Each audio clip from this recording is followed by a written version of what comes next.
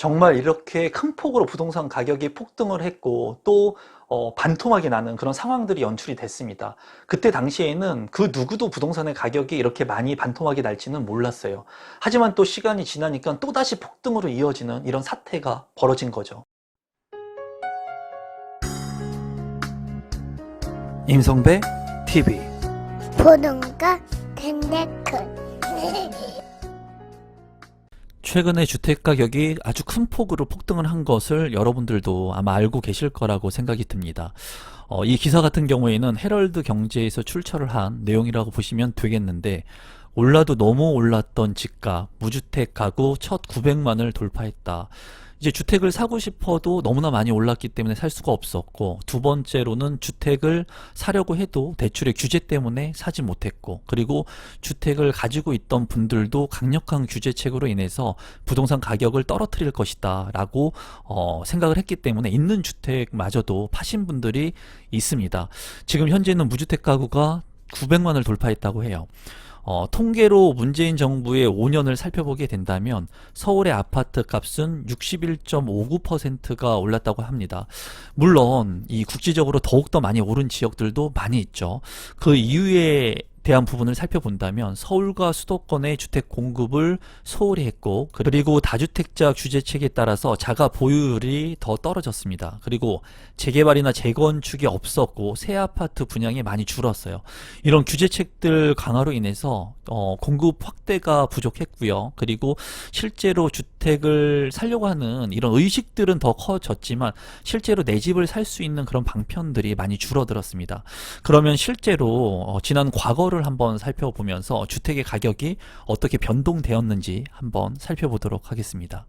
그러면 지역별 아파트 실거래가 지수를 한번 살펴보도록 하겠습니다. 수도권의 실거래가 지수라고 보시면 되겠고요. 정권별로 이 실거래가 지수가 어떻게 변하고 있는지에 대한 그래프인데, 뭐 정권별로 어떻게 변했다라고 여러분들께서 한정적으로 보지는 않으셨으면 좋겠고요. 2006년도부터 이제 2022년도까지 가격 변화가 어떻게 이루어졌는지를 한번 보시면 좋을 것 같습니다.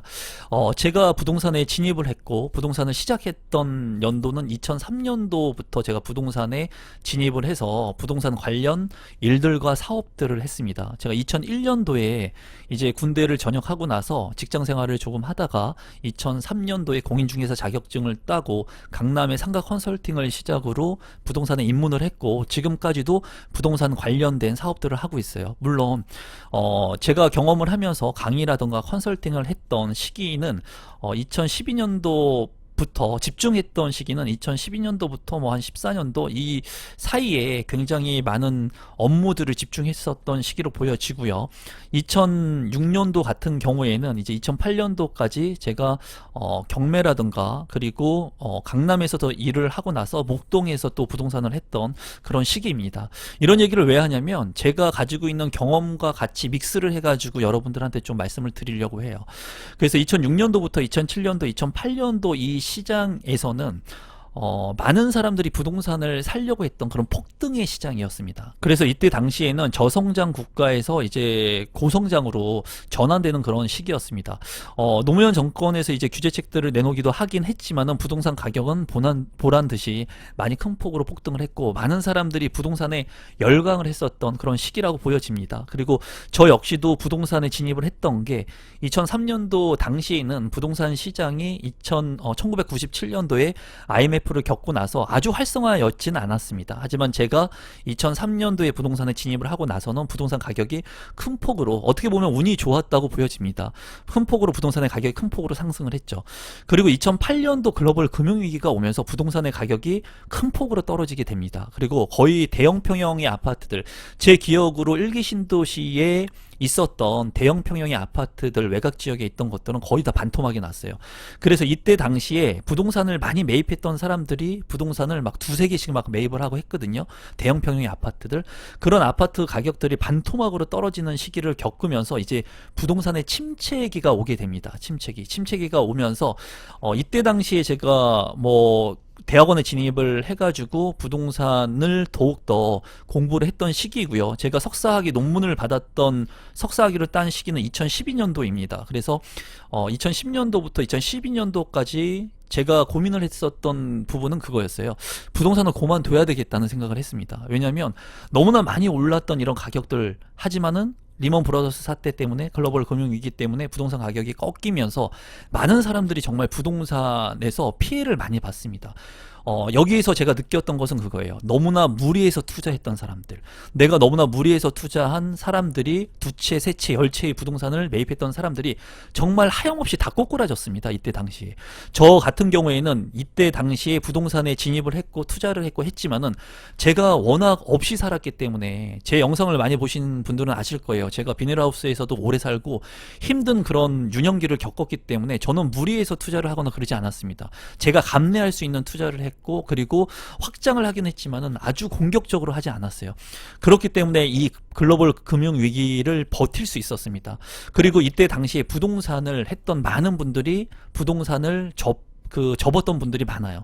제 주변에 있던 정말 친하신 분들도 너무나 공격적으로 많은 부동산들을 매입을 했지만은 이렇게 글로벌 금융위기를 맞이하게 되면서 감내하지 못하는 부채 때문에 모든 자산이 경매로 날아갔던 그런 경험을 제가 가지고 있습니다. 근데 제 눈으로 바로 옆에서 그런 것들을 다 봤거든요. 그래서 제가 지금도 여러분들한테 말씀드리는 것은, 여러분들께서 감내할 수 있는 대출을 활용해야 된다, 레버리지를 활용해야 된다는 말씀을 드리죠. 무분별하게 투자하면 안 된다는 얘기를 많이 드리는 겁니다. 왜냐하면 이 시장을 제가 겪었기 때문에. 그리고 나서 글로벌 금융위기 이후에 침체의 부동산 시장이 계속 이렇게 전환되게 됩니다. 이 시기에서 이제 부동산을 운 좋게 샀던 분들, 박근혜 정부에서 이제 대출의 규제 완화라든가 많은 부동산의 규제 완화들을 통해 가지고 2013년도부터 2017년도까지 정말 운 좋게 부동산을 샀던 분들, 전세를 끼고 샀거나 이 완화책 속에서 부동산의 개수를 많이 늘려셨던 분들은 이제 문재인 정부가 들어서게 되면서 폭등을 하게 되는 이 시점과 맞물려서 운 좋게 부동산을 통해서 부자가 된 거예요, 여러분. 만약에 이 분들이 이 이명박 정권 때 이 글로벌 금융위기, 제가 접했던 이 시기에 무분별하게 부동산을 투자했으면 어떻게 됐냐면 아마 신용불량자가 다 됐을 겁니다. 하지만은 박근혜 정부 때 2013년도부터 2017년도에 운 좋게 지금 현재 부동산을 매입하셨던 분들이 많이 부동산을 무조건 사야 된다, 부동산을 사니까 돈이 됐더라 라는 얘기들을 많이 합니다. 저 같은 경우에는 이 글로벌 금융위기에 시기도 겪어봤고요. 그리고 폭등을 했던 문재인 정권, 그리고 박근혜 정부 때 부동산의 개수를 하염없이 늘렸던 그런 분들도 봤는데, 저는 제가 생각하는 지론은 그거죠. 1주택자 같은 경우에는 우상향하기 때문에 장기적으로는 내가 어느 타이밍에 사더라도 내가 시간을 버틸 수만 있다면, 그리고 부동산이라고 하는 가장 큰 장점은 뭐냐면 이 재화, 부동산이라고 하는 재화를 내가 원하는 가격에 팔 수 있다는 거예요. 원하는 시점에. 근데 많은 사람들이 이 글로벌 금융위기가 왔을 때처럼 폭락을 하게 됐을 때는 두려움 때문에 팔거나 내가 대출을 내가 감당하지 못하기 때문에 경매를 날릴 수 있다는 개연성이 있습니다. 그리고 이렇게 폭등을 하는 시기가 왔을 때는 큰 가격 상승의 자산을 형성하기 때문에 내가 2배, 3배 가격을 늘린 것처럼 느낄 수 있어요. 그런데 앞으로의 시장 자체는 어떻게 될지 그 누구도 모른다는 거예요. 물론 저는 장기적으로 우상향한다라는 생각을 하고 있고, 지금까지 제가 부동산을 경험했던 2003년도부터 일선에서 뛰었던 2022년도까지도 부동산의 가격들은 우상향한다고 생각을 하지만, 누구라도 글로벌 금융위기 같은 침체기가 오지 말라는 적은 없습니다. 그렇기 때문에 만약에 이런 시점에 오게 된다면 무분별하게 투자를 했던 사람들이 다시 한번 꼬꾸라지는 그런 배경들이 다시 연출이 될 거라고 생각을 해요. 그래서 제가 최근에도 저 같은 경우에는 부동산의 개수를 늘리기도 했지만, 여러분들한테 말씀드리고 싶은 부분은 그거죠. 감내할 수 있는 부분의 1주택자 빠르게 되셔야 된다. 그 부분은. 다만 개수를 많이 늘려야 되는 상황은 지금 현재 아닐 수도 있다고 여러분들한테 말씀드릴 수 있습니다. 다만 1주택자가 되면 여러분들께서 자산의 가치가 상승하기 때문에 2주택자가 되고 주택 개수를 늘리거나 부동산의 자산 가치를 아마 제가 얘기하지 않아도 여러분들께서는 늘리실 거예요. 하지만은 지금 마치 많은 유튜브나 많은 강의들 이런 것들을 보면은 박근혜 정부 때 이렇게 완화책들이 있었을 때 부동산의 개수를 많이 늘려가지고 지금 현 정권에서 많은 부를 이루신 분들이 마치 이게 다 무조건 정답인 것처럼 말씀을 하고 있지만, 제가 경험했던 2008년도의 부동산 시장, 그리고 2012년도까지 이 침체기의 시작은 정말 지옥 같았습니다, 여러분. 그리고 이때 당시에 제가 이제 결혼을 한 시기하고도 맞물리기도 하고, 제가 부동산을 하면서 이때 당시에 제가 처음으로 부동산을 그만둘까를 심각하게 고민을 했었던 시기예요. 왜냐하면 그때 젊었거든요. 지금은 제가 44살이 되었지만 이때 당시에는 30대, 뭐 20대 후반, 30대 초반이었기 때문에 제가 부동산의 경험을 가지고 있고 했지만은 다른 직업으로의 전환을 할 수 있었던 그런 시기였어요. 그리고 많은 사람들, 제 주변에 많은 부동산을 하시는 90% 이상이 이 시기에서 버티지 못하고 부동산을 접었습니다. 부동산 관련 사업들을 접고, 부동산 중개일을 접고, 경매일을 접고 했던 사람들이 굉장히 많았거든요. 다만 이제 그때 당시에 제가 인생을 돌아보면은 저는 그런 생각을 했습니다. 이 시장에서 내가 버틸 수만 있다면, 내가 버티고 내가 기다려가지고 내 캐리어를 계속 쌓아갈 수만 있다면 나중에 내가 이기지 않을까라는 생각들을 많이 했어요. 그래서 이때 당시에 제가 선택했던 것은 공부에 좀 집중하려고 했던 생각들을 했습니다. 그래서 2010년도부터 2012년도까지 제가 대학원에 다니면서 이때 당시에 부동산에 대해서 공부를 많이 하고 부동산에 대한 인맥들을 많이 늘렸던 그런 시기가 됐습니다. 그 이후에 제가 이제 방송에서 활동을 많이 하고 여러 언론 매체라든가 신문 기사라든가 이런 것들을 통해 가지고 많이 활동을 했었던 배경들이 이제 만들어졌습니다. 이런 것들을 통해 가지고 제가 여러분들한테 좀 말씀드리고 싶은 것은 그런 부분들을 좀 말씀드리고 싶어요. 정말 어렵고 힘든 시기가 인생에 있거든요. 제가 지우고 한번 말씀을 드리면, 인생의 굴곡도 이렇게 되시는 분들이 아마 있을 거예요. 이렇게 떨어지는 시기에서 포기하시는 분들이 있을 건데, 우리 구독자분들이라면 이렇게 내가 내 집 마련을 못하고 힘든 시점이 오고 바닥을 찍는다고 했을 때 이때를 기회 또는 전환점으로 삼아야 되는 것 같습니다. 저 역시도 이 상황을 내가 버텨냈고 기회로 삼았기 때문에 공부하고 집중하고 많은 사람들의 인맥들을 통해 가지고 제가 다시 재기에 성공하고 다시 일어설 수 있는 그런 발판들을 마련할 수 있었던 것 같아요. 그래서 이 영상을 보시면서 정말 힘드신 분들이 계시다면은 이런 시기들을 좀 현명하게 헤쳐나가면 어떨까 싶습니다. 그러면서 제가 이렇게 상승 곡선에 있을 때 많은 책을 접하지 않았거든요. 이렇게 어려웠을 때 공부하면서 정말 뒤에도 정말 많은 책들이 있고 박사 논문들, 석사 논문들 많이 있지만은 이때 당시에 제가 공부에 집착하고 공부하는데 돈을 많이 쏟았다 부었던 그런 시기가 됐었습니다. 이제 제가 유튜브를 시작했던 해가 2019년도입니다. 2019년도부터 지금 현재 2022년도인데, 이 2019년도부터 부동산 가격이 큰 폭으로 대세 상승을 했습니다.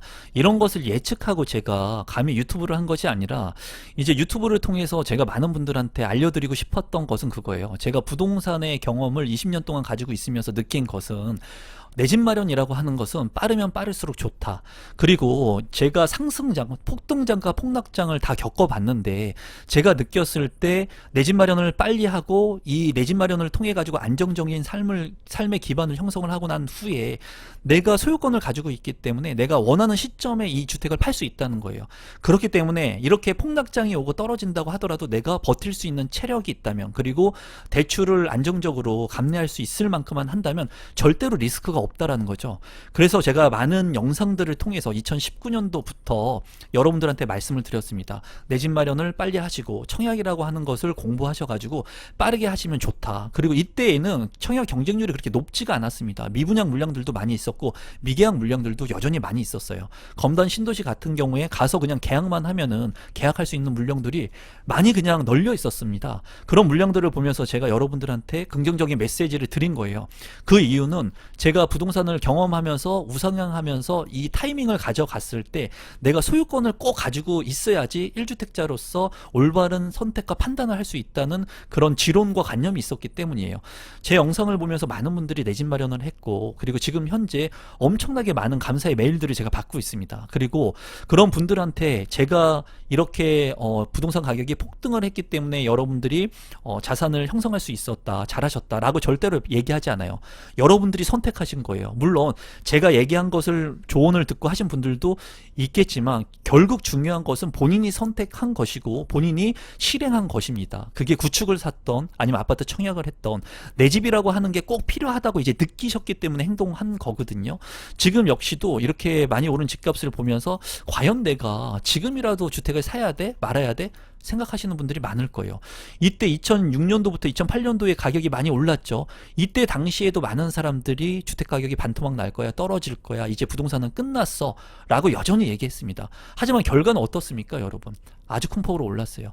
앞으로 이제 2022년도에 이렇게 큰 폭으로 오른 가격을 보면서 우리는 10년 뒤에 어떤 얘기를 할지 누구도 모릅니다.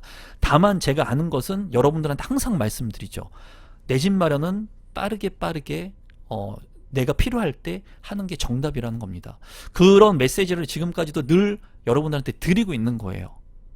지금 보시는 것은 현 정부의 부동산 정책 평가라고 합니다. 보시면은 정말 셀 수 없을 만한 그런 부동산의 정책들이 발표가 됐어요. 정말 많은 부동산의 규제책들이 시도 때도 없이 정말 발표를 했습니다. 이로 인해서 부동산 가격들이 반대급부로 굉장히 큰 폭으로 폭등을 했죠. 여러분들께서도 봤습니다. 그래서 많은 사람들은 이 밑에 파란색 그래프가 잘하고 있다. 부동산 정책이 있어서. 그리고 이 X 표시가 있는 것이 잘못하고 있다. 의 그래프인데 보시면 많은 사람들이 부동산 정책이 있어서 잘못하고 있다는 이런 메시지를 계속해서 줬습니다. 그럼에도 불구하고 이렇게 많은 규제책들로 인해서 부동산 가격이 폭등하는 이런 사례를 초래를 했죠.